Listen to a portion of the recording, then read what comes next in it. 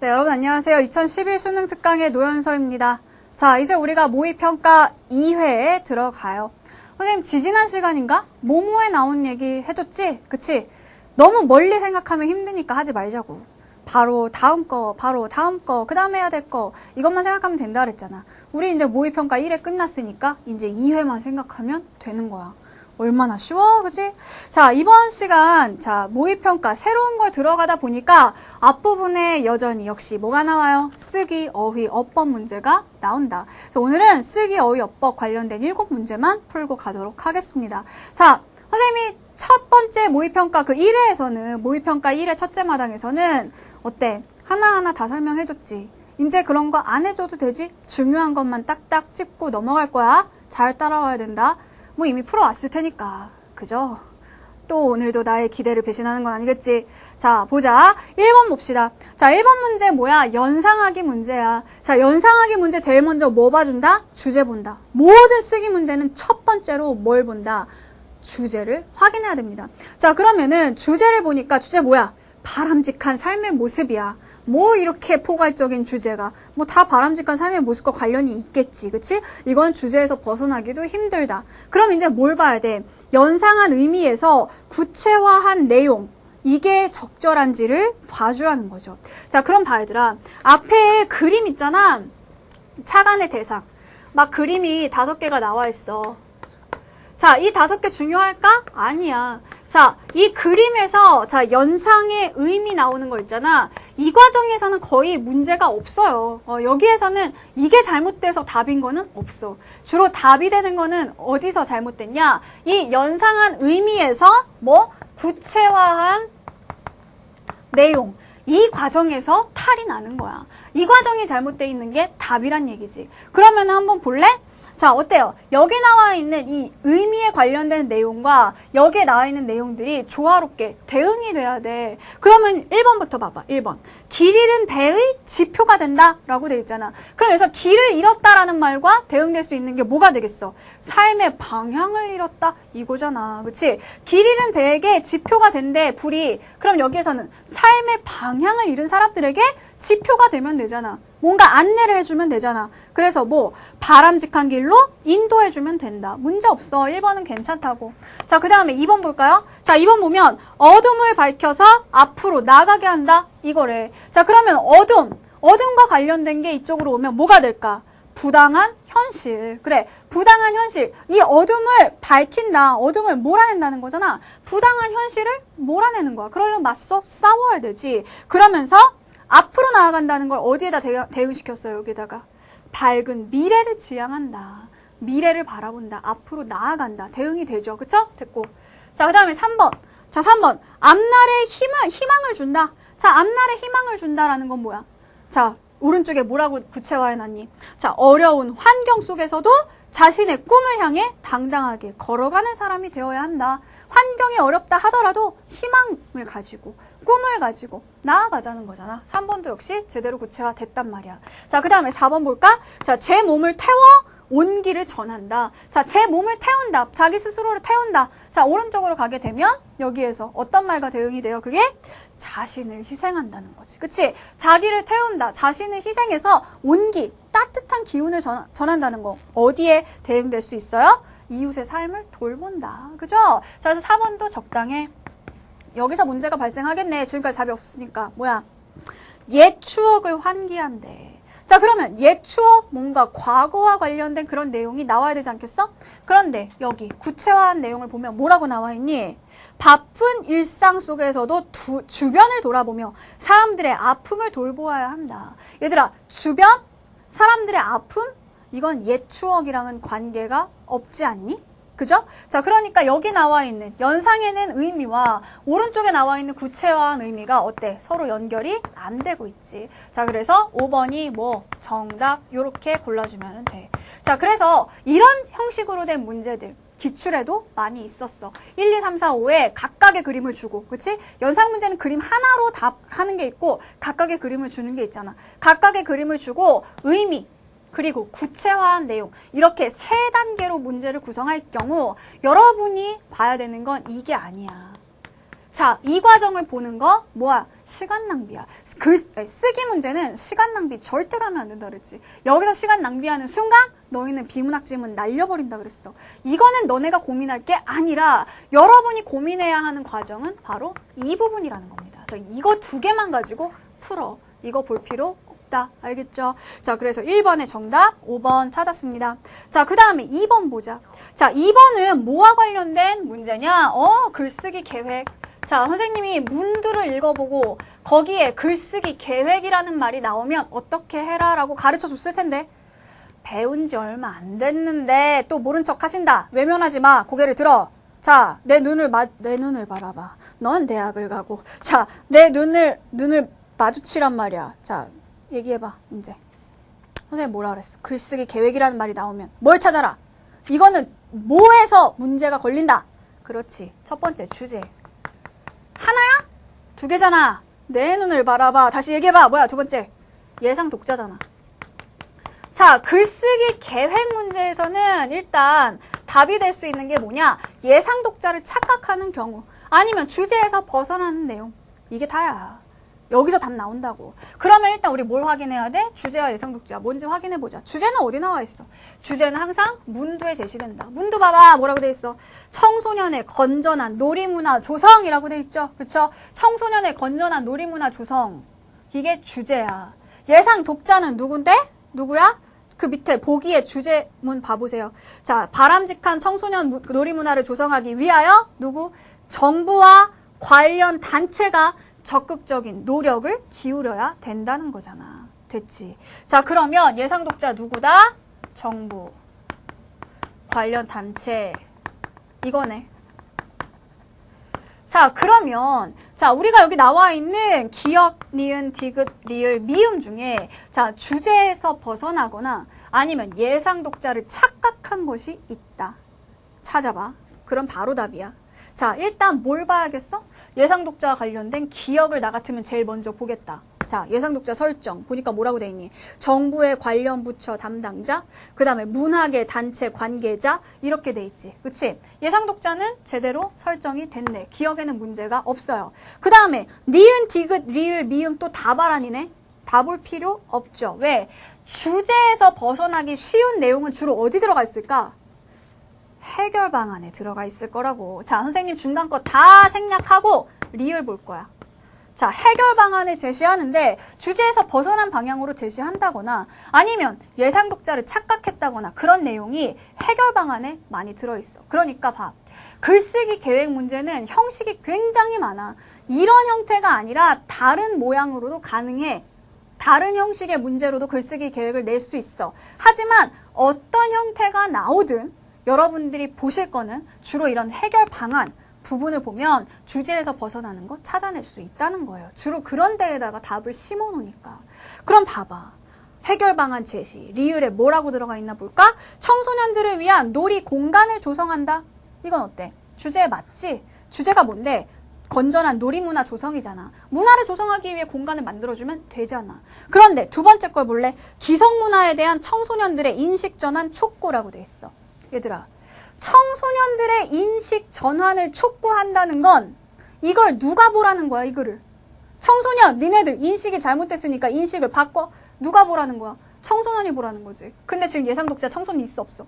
없어. 정부와 관련 단체, 얘네들이 예상 독자란 말이야. 그러니까 청소년의 인식을 전환시킨 내용이 포함돼서는 안 되겠죠. 자, 그래서 얘가 답이야. 너무 간단하게 풀었지. 그치? 이런 식으로 해야 뒤에 가서 비문학 두 지문 정도 살릴 수 있다는 거야. 너무 니네가 많이 물어보니까 선생님이 답답해서 그래. 맨날 어떤 식으로 물어봐. 선생님 비문학 한 문제 푸는데 몇 분 안에 풀어요? 몇 분 몇 초 안에 풀어야 돼요? 그걸 어떻게 말하니, 얘들아? 모든 문제에 똑같은 시간을 할애하는 건 말도 안 되는 얘기야. 앞에서 이런 데서 땡겨주면 비문학 시간 많이 걸리는 문제 있어. 많이 걸리는 문제까지 선생님이 빨리 풀라고 하지는 않아. 속독해라? 이거 잘못된 공부법이야, 얘들아. 지문은 어느 날 갑자기 어떻게 속독을 하니? 빨리 읽다가 중요한 정보를 놓치면 어떡하니? 선생님 그런 식으로 얘기 안 한다 그랬지. 이런 데서 시간 줄이란 얘기야. 글쓰기 계획 무조건 주제와 예상 독자로 접근하면 돼. 알겠어요? 자, 그러니까 이것도 뭐야, 결국. 예상 독자 부분에서 문제가 있었던 거잖아. 됐죠? 자, 그래서 정답 4번이다. 얘는 뭐야? 청소년을 예상독자로 잡고 있기 때문에 잘못된 것이다. 됐습니다. 어떻게 더 이거보다 명쾌해? 아우, 나 짱인 것 같아. 자, 계속 보자. 자, 3번. 짜증나? 짜증내지 마. 3번. 자, 다음은 한식의 세계화를 주제로, 주제 나왔지. 뭐? 한식의 세계화야. 자, 한식의 세계화를 주제로 글을 쓰기 위해 작성한 메모이다. 보기의 자료를 활용하여, 이거 자료 문제십니다. 자, 자료 문제 역시 첫 번째로 뭐 해라? 주제 확인해라 라고 했죠. 자, 그 다음에 메모의 내용을 수정하거나 상세한 내용으로 적절하지 않은 것은 이라고 했어요. 근데 이 문제는 가만히 보니까 살짝 개요 문제랑 짬뽕이 돼 있네. 그지? 자, 자료만 있는 게 아니라 본론에 들어갈 내용이라고 해가지고 보기 위에 뭐가 나와 있어? 이 글의 대략적인 개요가 나와 있단 말이야. 그러면 이 개요는 살짝 우리가 확인을 하고 갈 필요가 있어요. 그죠? 왜? 글의 전체적인 구조를 이렇게 가겠다는 거잖아? 자, 주제가 뭔데? 한식의 세계화야. 자, 그리고 자, 지금 보시면은 본론에 들어갈 내용. 일단 서론, 결론 다 빼먹고 본론만 얘기를 하는 거야. 자, 본론에서 첫 번째 뭘 한다? 실태 조사한다. 얘들아, 그러면 자료 문제에서 선생님이 얘기했겠지만 자료 문제에서 실태를 나타내 줄 수 있는 자료는 뭐가 있어요? 그래프. 그치? 그래프 통계 자료, 그거 실태 나타내 줄 수 있다 그랬어. 그것만이야? 아니야. 인터뷰, 전문가 인터뷰와 일반인 인터뷰 중에 실태를 나타내 줄 수 있는 일반인 인터뷰가 있을 수 있죠. 그쵸? 자, 그래서 실태 조사가 들어가는데, 자, 가는 뭐야? 한식에 대한 인식. 자, 그 다음에 나는 뭐지? 한국 음식의 선호도. 자, 요런 개요를 쓴대. 자, 그 다음에 두 번째. 자, 두 번째는 뭐다? 한식의 세계화 방안이다. 그래서 이 방안으로 두 가지를 들고 있죠. 첫 번째는 뭐지? 표준화. 즉 어디를 가도 똑같은 맛을 낼 수 있게끔 맛과 혹은 뭐 서비스 이런 것들을 표준화한다는 얘기야. 매뉴얼에 따라서 하겠다는 얘기죠. 그렇죠? 이런 표준화가 잘 돼 있는 게 뭐야? 아주 큰 그런 세계적인 패스트푸드점 이런 데잖아. 그지? 어느 나라에 가도 똑같은 그런 맛을 내잖아. 그러니까 사람들이 다 찾아가죠. 일단 믿고 우리가 모르는 놀라운 맛 이런 건 일단 없어. 그러니까 일단 안정적이니까 간단 말이야. 이렇게 하자는 거야. 자, 그 다음에 나. 자, 나는 뭐다? 한식 홍보 전략이다. 자, 그러면 이 개요를 놓고 지금 가자는 얘기야. 자, 자료를 봐 그럼. 자, 자료 통계 자료 가. 나에는 뭐 보도자료, 다에는 논문자료, 라에는 인터뷰자료 이런 것들이 나와 있습니다. 자, 일단 우리는 전체적인 내용을 아니까 굳이 우리가 신문기사를 먼저 볼 필요는 없어. 선생님이 신문기사를 먼저 보라고 했던 이유는 뭐였지? 지금 문제가 뭐고, 그치? 이 원인이 뭐고, 잘하면 해결책까지 알 수 있는 부분이 신문기사이기 때문에 우리가 이 자료를 처음부터 이해하기가 너무 힘들기 때문에 신문기사를 먼저 봐라 라고 얘기를 했었는데 이미 우리는 이 부분을 보면서 보기 위에 있는 네모를 보면서 이 부분을 다 캐치했단 말이야. 굳이 신문기사를 먼저 볼 필요는 없지만 그래도 한번 보자. 지금까지 해온 게 있으니까. 자, 보도자료 보세요. 자, 한식은 찌거나 삶는 등 건강에 좋은 조리법이 발달하였으며 김치, 장류 등 발효식품이 중심이 되고 육류보다 채소나 해산물을 주로 사용하는 저열량식이 많아 세계인의 웰빙 욕구에 부합하는 음식이다. 자, 이런 거 갖고 홍보하면 되겠네. 그치? 당신들 웰빙으로 살고 싶잖아. 한식이 최고야? 이런 얘기 할 수 있잖아. 자, 세계보건기구는 2004년 한식을 영양적으로 균형을 갖춘 모범식으로 선정한 바 있다. 역시 뭐예요? 홍보 전략. 여기에다가 이 기사를 활용할 수 있겠네. 됐죠? 자, 그러면 일단 보도자료 이렇게 봤어. 자, 자료 너무 많아. 그러면 선생님은 어디로 갈까? 당연히 선생님 통계자료래. 선택지로 먼저 가버릴 거야. 자, 선택지 봐봐. 1번. 자, 1-가에. 1-가가 어딘데? 여기잖아. 자, 이 인식 부분에다가 뭐 가의 2와 가의 2가 뭐였죠? 가의 2. 한국을 방문한 외국인 관광객이 생각하는 한국 음식의 단점이래. 자, 그래서 여기에다가 뭐 외국인 관광객들이 생각하는 한국 음식의 단점 요거와 뭐를 활용한다? 라를 활용한대. 자, 라는 뭐야? 인터뷰 자료네. 인터뷰 자료를 보니까 뭐라고 돼 있어요? 자, 미국 내에서는 한식이 건강에 좋다고 여기지만 각자 먹을 수 있는 불고기나 비빔밥을 제외한 다른 음식들은 함께 떠먹기 때문에 위생에 안 좋다고 인식하는 것 같습니다. 서양인들의 식습관에 맞게 반찬과 찌개를 개인화할 필요가 있습니다. 그쵸? 우리 된장찌개 시키면 하나 나오면 같이 그냥 숟가락 다 집어넣고 먹잖아. 이 미국 애들은 정말 상상도 못하는 일인 거야. 어떻게 저 사람 입에 들어갔던 숟가락이 들어갔던 그 국물에 내 숟가락을 넣고 그걸 또 먹냐는 거지. 더럽다고 생각을 해. 그래서 뭐 비위생적이라고 생각을 한다는 거야. 자, 그래서 외국인들이 생각하는 단점, 여기 뭐가 있지? 너무 자극적이다, 종류가 다양하지 않다, 양이 적다, 모양이 예쁘지 않다, 이런 것들에다가 비위생적이라고 생각하는 그 인식, 얘네가 어디야? 여기에 들어갈 수 있겠지. 한식에 대해서 외국인들이 어떻게 인식하고 있느냐. 당연히 여기 들어갈 수 있어요. 그래서 1번 봐봐. 이 가-이와 라를 활용해서 자극적이고 비위생적으로 여겨지는 음식 문화가 한식의 세계화에 걸림돌이 되고 있음을 지적할 수 있겠죠. 1번 됐어. 자, 그 다음에 2번. 1-나 여기죠. 그쵸? 자, 여기에다가 가-1과 나를 활용하여 자, 가-1을 한번 볼까요? 자, 가-1 뭐야? 전 세계 태국과 한국의 전통 식당 개수를 비교했어. 태국 식당이 전 세계 9천여 개가 있는데 한국 식당은 3,800여 개가 있다라는 거지. 자, 3,800여 개. 태국 식당 9천여 개에 비해서 반도 안 되는 숫자야. 그치? 자, 그러면서 뭐? 태국 식당이 훨씬 많다. 이런 거고. 그 다음에 나는 뭔데요? 나? 아까 봤듯이 뭐야? 한식이 세계인들의 웰빙 욕구에 부합하는 그리고 건강에 좋은 그런 식단이다 라는 얘기를 나에서 해주고 있잖아. 그런데 이거 두 개를 활용해서 외국인의 음식 선호 순위를 조사한 결과를 한국 음식의 선호도를 뒷받침할 수 있는 자료로 제시한다? 얘들아, 이 두 개의 자료만 가지고 외국인의 음식 선호 순위를 알 수 있니? 알 수 없지. 다만 태국 식당이 많다라는 것밖에 모르지. 그치? 그러면서 한국 음식의 선호도는 우리가 여기서 알 수 있어? 태국 음식 다음이라는 것밖에 몰라. 그렇잖아. 한국 음식의 선호도 자체를 우리가 여기서 알 수 있는 방법이 없다고. 즉, 이 자료들을 통해서 얘가 나오지 않아요. 2번이 답이야. 그죠? 2번이 정답. 나머지 그래도 보자. 3번. 자, 2의 하위 항목으로 2가 뭔데? 한식의 세계화 방안. 자, 이거의 하위 항목으로 뭘 넣는데요? 외국의 성공 사례를 추가한대. 자, 한식의 세계화 방안 하위 항목 외국의 성공 사례를 제시해 줄 수 있겠죠. 그러면서 뭐 태국이 지금 엄청 많단 말이야. 가의 1, 즉 태국의 숫자가 식당이 많다. 태국 음식을 파는 식당이 많다라는 걸 일단 제시를 해주고 그 다음에 다를 활용해서 자, 다에는 뭐가 나와 있니? 논문 자료가 있지. 태국 정부는 2001년 글로벌 타이 레스토랑 프로젝트를 입안하였다.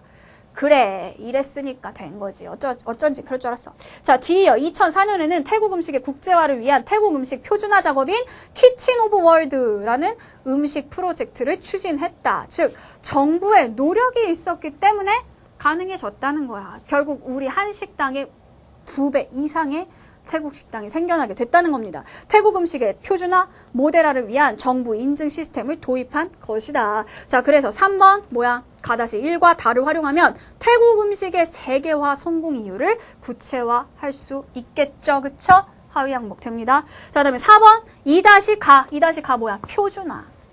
여기에다 뭘 활용한다? 다와 라를 활용해서 한식을 세계화하기 위해서 한식의 표준을 정한다. 라에 뭐가 있었는데 태국의 사례가 있었잖아. 얘네가 표준화해서 성공했다. 그러니까 우리도 표준화 하자는 거지. 맛만? 아니야. 서비스까지 표준화를 하자는 거야. 그래서 이거를 정부가 관리하자는 거야. 어떻게? 외국인들의 입맛에 맞게. 외국인들이 비위생적이라고 생각하는 것들은 고치자는 거야. 그래서 이걸 정부가 관리하재. 괜찮지. 가능하지. 그치? 자, 그 다음에 5번. 2-나 얘잖아. 홍보 전략. 어떻게 홍보할까? 좋은 점 갖다 홍보하면 되는 거잖아. 가-2. 자, 가-2는 뭐죠? 외국인들이 한식에 대해서 너무 자극적이라고 생각을 한다는 거야. 그런데 그렇게 한식이 너무 자극적이고 몸에 나쁘고 이럴까? 이거는 뭐야? 실제로 그렇다는 게 아니라 외국인들이 이런 인식을 갖고 있으니까 한식에 대해서 이런 안 좋은 인식을 갖고 있으니까 이거를 바꿔주라는 거지. 이런 안 좋은 인식을 바꿔주라는 걸로 가의 2번 자료를 활용을 하고 그 다음에 어떤 식으로 바꿔줘야겠어 이걸. 몸에 좋다. 그래서 뭐를? 나 자료를, 보도 자료를 활용하면 외국인 관광객에게 아니야, 너네가 생각하는 것만큼 그렇게 자극적인 게 아니라 건강 음식으로 한식의 장점도 있단 말이야. 이런 걸 알려줄 필요가 있다는 거죠. 그래서 국내 식당 내에, 국내 식당, 즉 지금 얘들아 선생님 이거 세계화? 외국 식당에 해야 되는 거잖아요. 아니야. 지금 가의 2번 자료는 뭐야? 한국을 방문한 외국인들의 생각이란 말이야. 그러니까 한국 내, 우리나라 안에 국내 식당에 광고 홍보가 필요함을 지적한다. 그래야 얘네들이 뭐야? 한식에 대해서 제대로 알고 지네 나라로 돌아가서도 홍보를 해주겠죠. 그쵸? 자, 그래서 5번도 맞는 설명이다. 틀린 건 뭐? 2번이 답이다. 이렇게 봐주시면 되겠습니다. 자, 다음으로 4번 문제 가보도록 할게요. 자, 4번은 뭐야? 고쳐쓰기지. 고쳐쓰기 다 읽어본다? 아니다. 밑줄 쳐져 있는 부분과 선택지만 가지고 풀면 됩니다. 자, 그럼 일단 1번부터 보겠어. 1번, 기억. 단어의 쓰임이 적절하지 않대. 자, 기억 뭔데? 접속한이래. 자, 봐봐. 자, 지방의 고유 문화를 공연과 접속해. 무슨 접속이야? 접속 언제? 인터넷 접속 이럴 때 쓰는 말이잖아. 그치? 이럴 때는 뭐야? 자, 지방의 고유 문화와 공연을 접목하다 라는 말을 쓰는 거죠. 접붙이다 라는 거야. 서로 다른 두 가지를 하나로 만들다. 접속은 이어주는 거잖아. 그냥. 그치? 자, 여기에서는 그런 이어주는 것보다는 하나로 어때? 접붙이는 그런 역할을 한다. 그래서 접목하다가 들어가야겠고요. 자, 그 다음에 니은. 자, 니은은 뭐야? 문장 전체에 밑줄이 가 있어. 자, 문장 전체에 밑줄이 가 있는 거는 얘 운명은 둘 중에 하나라 그랬죠. 없어지든가 위치를 바꾸든가 그랬어요. 자, 그러면 지금 이 문장 전체에 밑줄이 가 있는 이 니은 같은 경우에 없어져야 될까? 아니면 위치를 바꿔야 될까? 읽어봐. 주 5일째 근무로 인해 사람들의 여가 시간이 대폭 늘어나고 있다. 이게 지금 만약에 삭제되어야 한다면 전체 글의 흐름에 어울리지 않는 거겠지. 즉 주제와 상관이 없는 거겠지. 자, 지금 보면 2번 같은 경우에 얘를 삭제하랬어. 자, 그러면 얘가 어울리지 않는지 뭘 봐야 돼? 바로 앞문장과 뒷문장을 봐야 된단 말이야. 앞문장을 봐. 자, 지역축제는 주민들의 자긍심을 고취하여 지역민들을 하나로 묶어주는 역할을 한다. 됐죠? 그 다음 문장, 니은 다음 문장을 보면 아울러 지역축제는 도시인들의 방문을 유도하여 지역경제를 활성화하기도 한다. 지금 여기에서는 지역축제가 가지고 있는 의의에 대해서 이야기를 한단 말이야. 그런데 니은 부분은 어때? 전혀 상관없는 사람들의 여가 시간? 요런 얘기가 나오고 있지. 주제에서 벗어나는 거 맞아요? 그러니까 얘는 어떻게? 삭제해야겠죠. 2번 삭제. 니은 삭제. 자, 그 다음에 디귿. 자, 그러나. 자, 어디 갔어? 얘도 뭐야? 그러나 지역축제에 대한 비판도 만만치 않다라고 했어. 자, 문장 전체 밑줄. 자, 전체 밑줄 선생님 아까 얘기했어. 둘 중에 하나라 그랬어. 자, 전체 밑줄 돼 있는 거는 뭐다? 삭제되거나 아니면은 뭐 위치가 바뀐다. 삭제 하나 있었잖아. 얘 아마 이거 아닐까? 자, 어떻게 바뀌나 봐봐. 그러나란 말이 있었잖아. 자, 그러나라고 했으면은 얘들아 앞에 나와 있는 내용과 서로 반대되는 내용이잖아. 그러면 얘들아 새로운 내용이 시작되는 거란 말이야. 새로운 내용은 어때? 다음 문단으로 보내줘야 되죠. 그렇죠? 새로운 내용이 시작되면 문단을 나눠줘야 된다고. 그래서 이 앞에서는 지역 축제의 의의에 대해서 얘기하고 그러나 이 문장에 보면 지역 축제에 대한 비판이 많다라는 얘기를 하잖아. 그러면서 다음 문단을 보면 뭐가 나와 있어요? 그 비판의 내용이 나와 있잖아. 그죠? 자, 그러면 이 비판에 대해서 나와 있는 내용의 이 문단의 첫 부분으로 이 문장을 보내줘야 되겠지. 그치? 자, 그래서 봐봐. 앞 내용과 다른 내용이 나올 때, 새로운 내용이 나올 때는 문단을 나눠줘야 돼. 근데 여기에선 어때? 그러나가 위에 딸려와 있지. 그러니까 다음 문단으로 보내줘. 자, 그래서 3번 봐봐. 문단의 완결성을 고려하여 둘째 문단의 맨 앞으로 이동시킨다. 됐죠? 그쵸? 자, 그 다음 리을 보자. 자, 지자체 단체장이 이걸 가지고 4번을 보시면 뭐래? 문장 성분의 호응이 문제래. 얘들아, 호응 문제 삼으면 선생님 뭐 찾으라고 했어? 제일 먼저 주어를 찾으라고 했잖아. 그치? 자, 주어를 제일 먼저 찾아봐. 자, 지금 여기에서 보면 이 문장에서 지역축제를 자신의 업적으로 삼고 싶어하는 지자체 단체장이 지역민들의 요구를 제대로 반영하지 않고 있기 때문이다. 이 문장에서 주어가 뭐니? 밑줄 친 지자체 단체장이 이거야. 그죠? 그런데 얘가 지금 주어인데 자, 얘를 뭐라고 고치래? 4번에서는 뭐라고 고치래? 지자체 단체장 때문에 이렇게 고치래지. 자, 이거를 지자체 단체장 이가 아니라 이를 없애고 얘를 때문에로 바꿔버리면 이 문장에 주어 있어 없어? 없잖아. 주어가 없으면 안 되지 문장에. 주어는 반드시 있어야 되지. 그지? 자, 그러니까 얘를 때문에로 고쳐버리면 문장에 주어가 없어지면서 문장이 이상해져. 그지? 봐봐. 한번 고치고 읽어봐. 지역 축제를 자신의 업적으로 삼고 싶어하는 지자체 단체장 때문에 지역민들의 요구를 제대로 반영하지 않고 있기 때문이다. 이게 뭔 소리야? 때문이다도 이상하고 주어도 사라지고. 얘는 어떻게 해야 돼? 냅둬야지. 그렇지? 냅두거나 아니면 얘를 때문에로 고쳤다면 뭘 바꿔줘야 돼? 새로운 주어를 만들어줘야 되잖아. 얘가 때문에가 돼버리면 이 문장은 주어가 없는 문장이 되니까 주어를 만들어줘야 돼. 어떤 식으로 만들어줘야 될까? 지역민들의 요구를 반영하지 않는다가 아니라 지역민들의 요구가, 그치?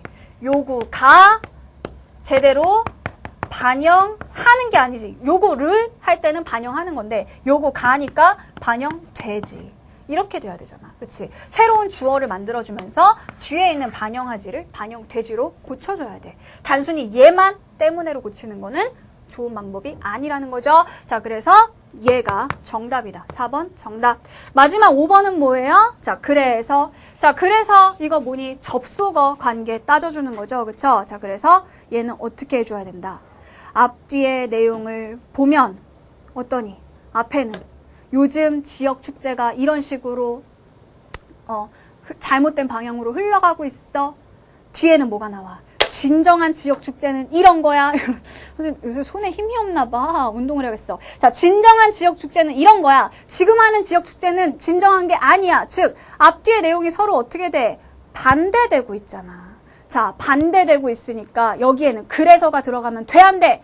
안 되지. 하지만 이런 게 하지만 이런 것들이 들어가야 된다는 겁니다. 자, 그래서 4번 정답 4번이었다. 됐죠? 자, 이쯤에서 우리 오늘의 명언 타임 하고 넘어가도록 하겠습니다. 자, 오늘의 명언은요. 우리 오늘 명언은 누가 올려줬니? 지우가 올려줬습니다. 임지우 학생의 명언을 한번 들어보도록 합시다. 자, 헬렌 켈러의 이야기예요. 행복의 한쪽 문이 닫히면 다른 쪽 문이 열린다. 그러나 흔히 우리는 닫힌 문을 오랫동안 보기 때문에 우리를 위해 열려있는 문을 보지 못한다. 헬렌 켈러가 누구신지는 선생님이 설명하지 않아도 알 수 있죠? 아시죠? 그죠? 정말 이보다 더 불행할 수 없을 정도로 굉장히 힘든 그런 삶을 살았잖아. 하지만 이런 말을 할 수 있다는 거. 정말 그런 극심한 고통, 바닥에서도 이런 얘기를 하고 있기 때문에 우리가 희망을 가져야 된다는 겁니다. 무슨 얘기야? 만약에 한쪽 문이 닫힐 때, 행복의 한쪽 문이 닫혔어. 아, 우리는 행복으로 가는 문이 닫혔어. 장애물이 있어. 못 가. 막혔어. 행복할 수 없어. 하지만 항상 한쪽 문을 닫으면 다른 쪽 문이 열리게 돼 있다는 거죠. 하지만 우리는 여기만, 닫혀있는 부분만 보니까 이 열려있는 부분을 보지 못한다는 얘기야. 그래서 절망하고 좌절하고 나는 행복해질 수 없다고 스스로 수렁에 갇히고 만다는 겁니다. 어떻게 해야 되겠니? 내가 힘들어도 절망해도 한쪽 문이 닫혀도 우리는 열린 문을 찾아야 되겠죠. 그러면 행복해질 수 있어요. 여러분 지금 여러분의 상황, 여러분의 성적 이런 것들 다 문이 닫혔다고 생각해? 아니야. 열린 문이 있어. 수능을 향해서 1등급을 향해서 활짝 열린 문이 있는데 왜 못 봐? 안 보여? 봐봐. 지금 보이잖아. 여기 있잖아. 니네 눈앞에. 내가 한쪽 문이야.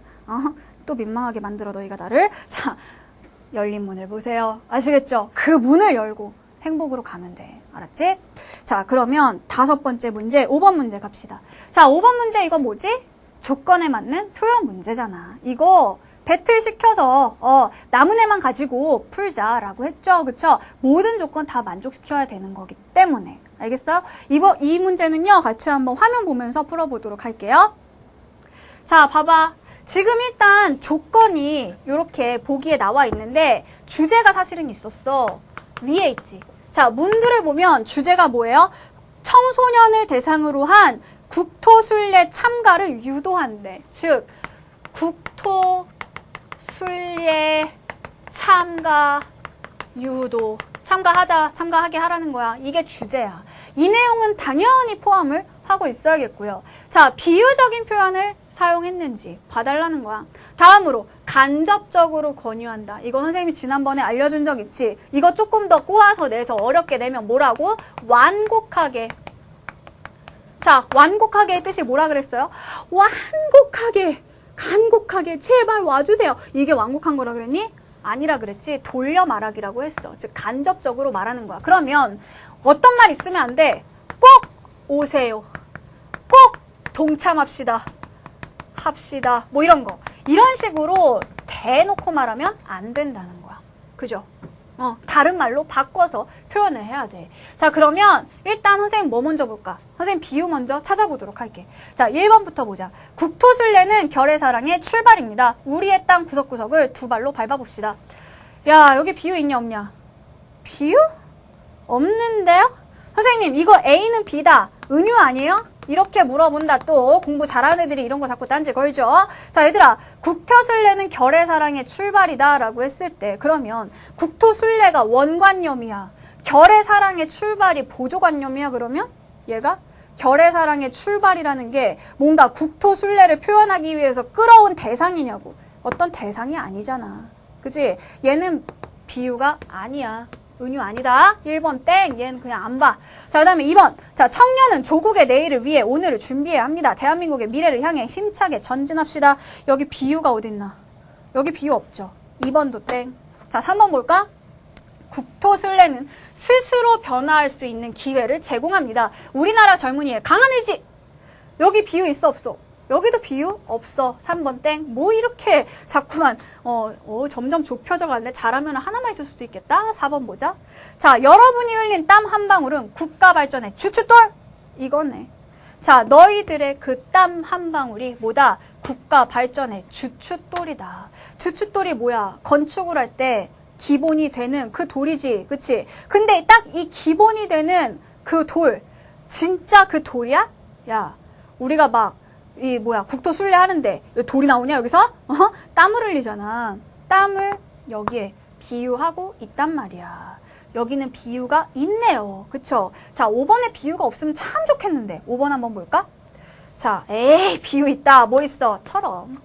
자, 뭐뭐처럼 뭐뭐 같이 뭐뭐인데 뭐뭐 인양 나오면 무조건 비유야. 그지? 자, 국토는 어머니처럼 넉넉한 품을 지니고 있습니다. 자, 그러면 4번 아니면은 5번이 답이야.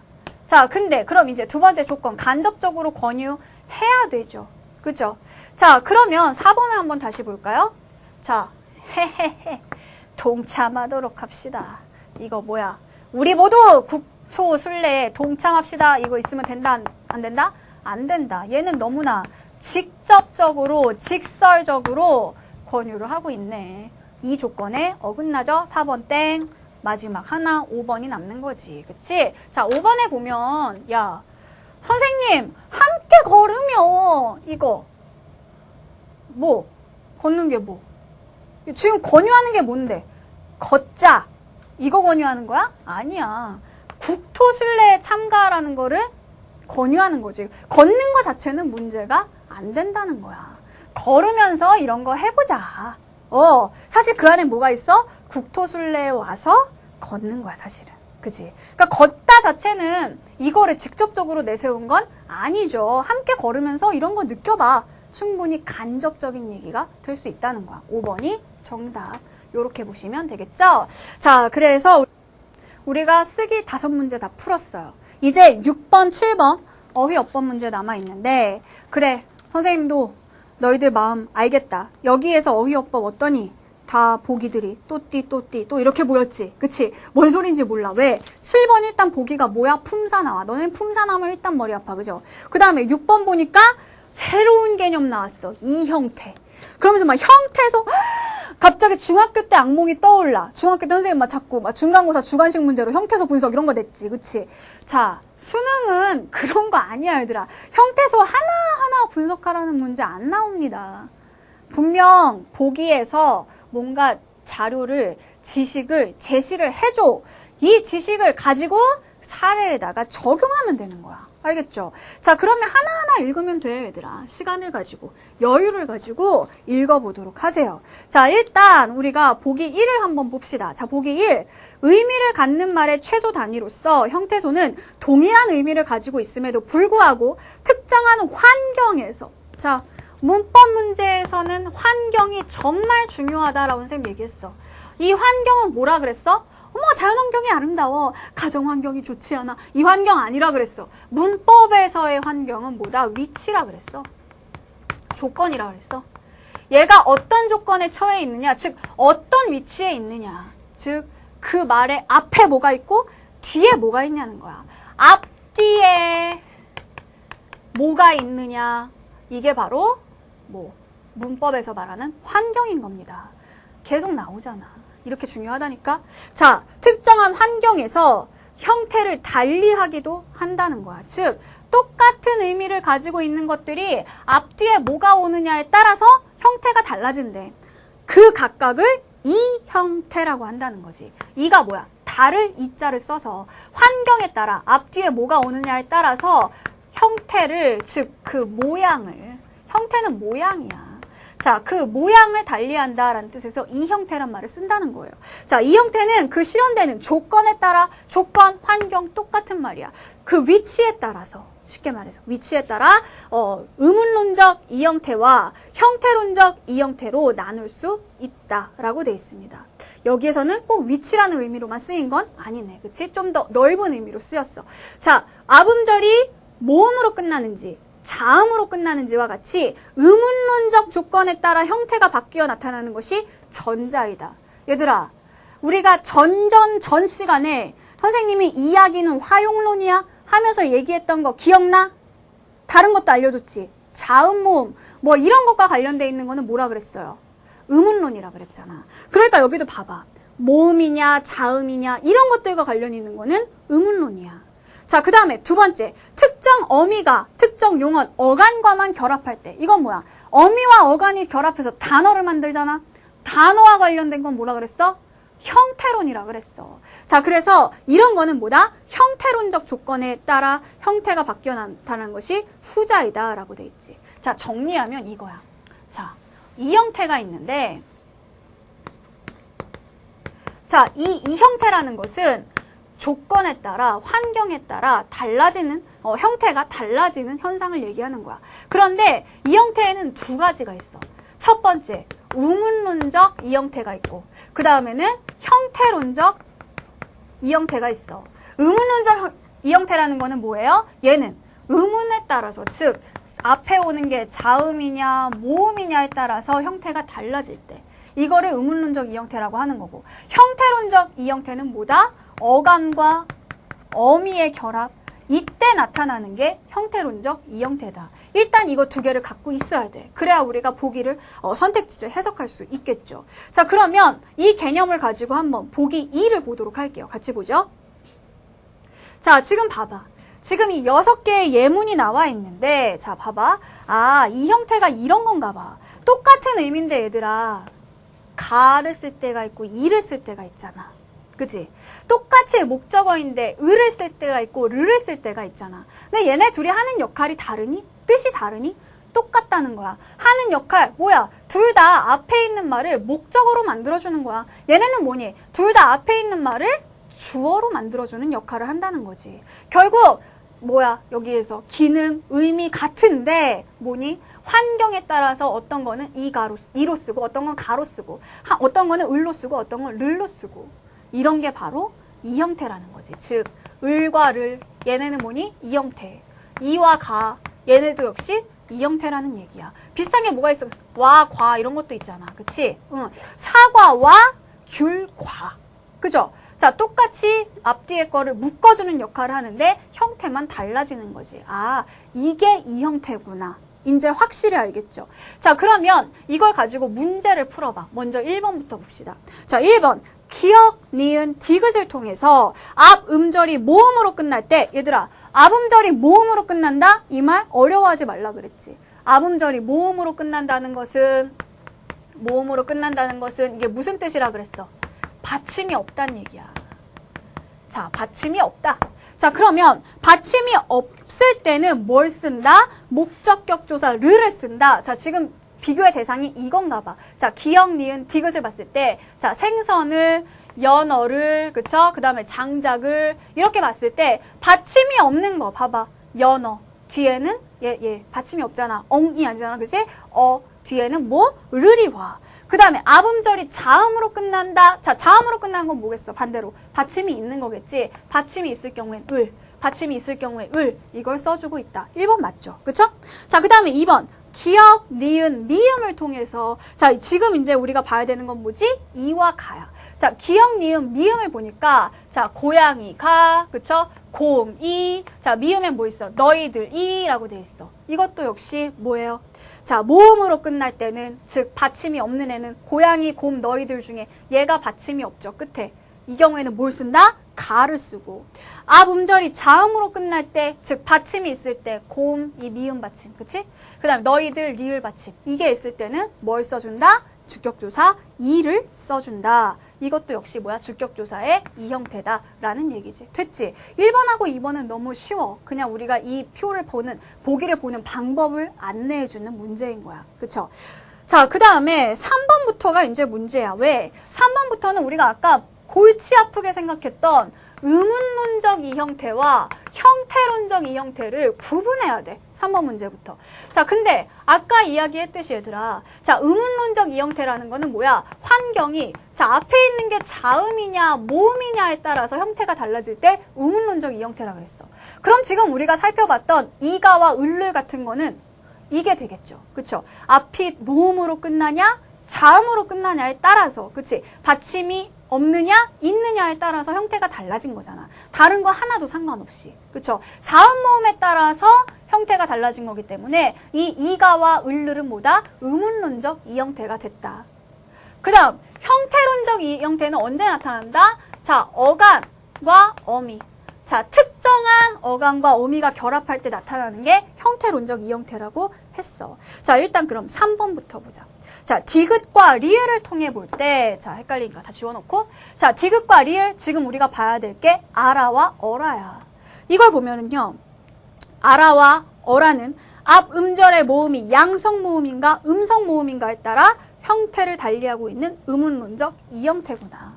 자, 봐봐. 싸아라. 이 아는 양성 모음이니까 아라. 서로 어울리는 애들끼리. 그치? 아와 아가 어울리지. 그 다음에 나누어라. 얘는 뭐예요? 우. 얘는 음성 모음이니까 음성 모음끼리 어울려서 어라를 썼다는 거지. 자, 정말 그런가? 잘 모르겠으면 하나 더 확인을 해봐. 잡아라. 잡어라야? 아니잖아. 잡아라. 얘가 뭐야? 서로 아니까 양성 모음끼리 어울린 거지. 먹어라. 자, 이 어도 뭐야? 어는 음성 모음이니까 음성 모음끼리 어울린 거지. 먹어라 이렇게 말하지 않잖아. 그치? 먹어라겠죠. 자, 그래서 아라 어라는 뭐다? 앞에 아가 오냐 우가 오냐, 즉 양성 모음이 오냐 음성 모음이 오냐, 즉 자음 모음 관련된 거야. 근데 모음 중에서도 양성이냐 음성이냐 이걸 가지고 형태가 결정됐기 때문에 의문론적 이 형태라 할 수 있겠죠. 그쵸? 어간과 어미가 결합되는 문제가 아니란 말이야. 소리에 따른 거야. 소리에 따른 거는 의문론적 이 형태이다. 됐어. 자, 3번 됐고 4번을 보죠. 자, 4번은 뭐야? 디귿과 미음을 봐라. 자, 디귿과 미음, 싸라와 이해, 하여라를 보라는 거야. 자, 얘네를 봤을 때 이 여라는, 자, 여라는 하라는 용언의 어간과 결합할 때만 나타난다. 자, 봐봐. 특정한 어간에 특정한 어미가 결합되는 경우이잖아. 그치? 자, 그래서 이 여라는 얘들아 정말 잡여라, 먹여라 뭐 이렇게 나오지 않잖아. 그치? 하다와만 결합해서 나온단 말이야. 그렇기 때문에 하여라 라고 했을 때 하다라는 어떤 동사의 특정한 어간과 결합하는 특정한 어미야. 그러면 이거는 뭐가 되겠어? 형태론적 이 형태가 되겠죠. 4번도 맞아요. 자, 마지막 5번 볼까? 자, 리을과 비읍을 볼 때, 자, 여기는 뭐가 나와 있니? 아, 리을이죠? 어라. 자, 어라가 있고, 거라가 있고, 그 다음에 너라가 있어. 자, 얘네들은 뭐라는 거니? 앞 음절, 리을 비읍을 통해 볼 때, 어라와 달리, 거라와 너라는 앞 음절의 모음이 양성 모음일 때 형태를 달리하고 있으므로 의문론적 이 형태라고 할 수 있겠다. 자, 무슨 얘기야? 이 어라는 얘가 우가 음성 모음이니까, 자, 음성 모음이니까 여기에는 어라가 붙는데 얘는 가다, 그 다음에 오다, 얘는 아와 오니까 양성 모음이야? 양성이기 때문에 거라 너라가, 자, 양성 모음이기 때문에 거라 너라가 붙은 거야? 이게 과연 그렇게 음성 모음과 양성 모음으로 따질 수 있는 말일까요? 아니지. 봐라 얘들아. 그러면 똑같이 양성 모음인데, 그죠? 그러면 어때? 똑같이 양성 모음이 된다면, 똑같이 양성 모음이라면 얘네 거라와 너라가 서로 위치를 바꿔도 문제가 없어야 되는 거 아니니? 이게 정말 양성 음성만으로 결정이 되는 거라면?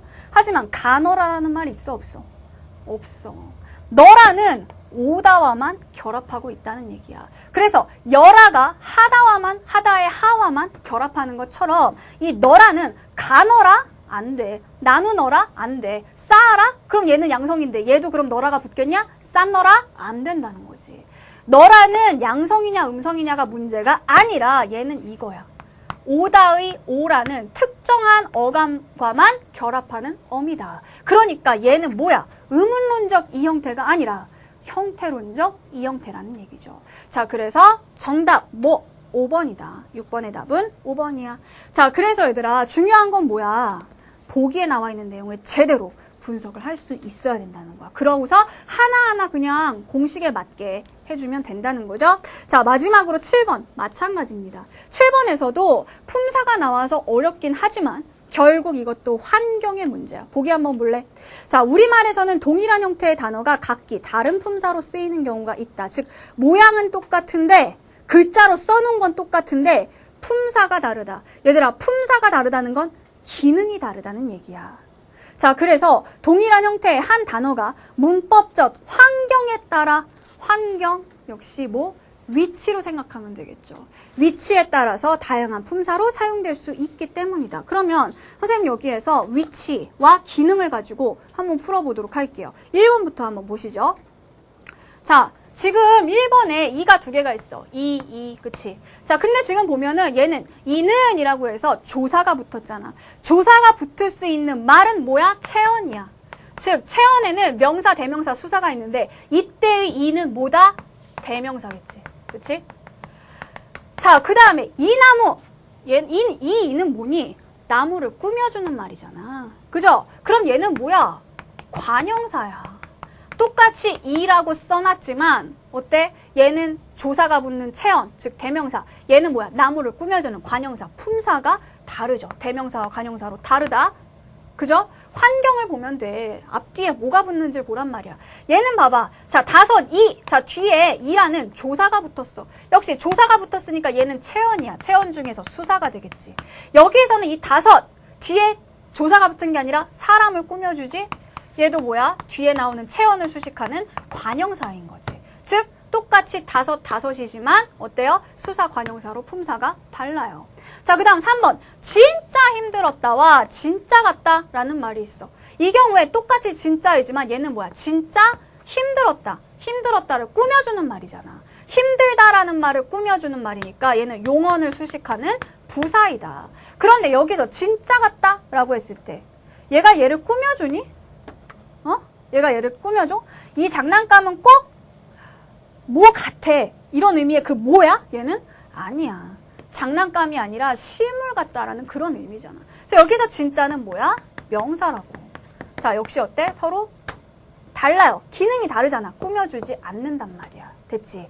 자, 그 다음 4번 볼까요? 자, 그 사람은 바로 떠났다.